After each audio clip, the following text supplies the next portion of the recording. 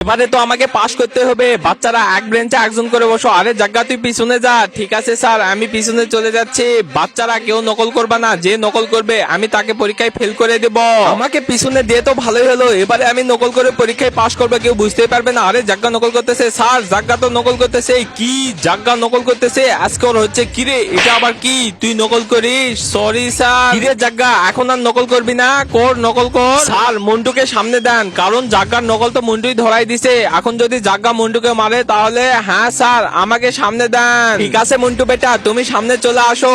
আরে চিটার, আমি চিটার, তোর কি? তোর কাজ তুই কর, বেশি কথা বললে তোকে জুতা মেরে দেবো।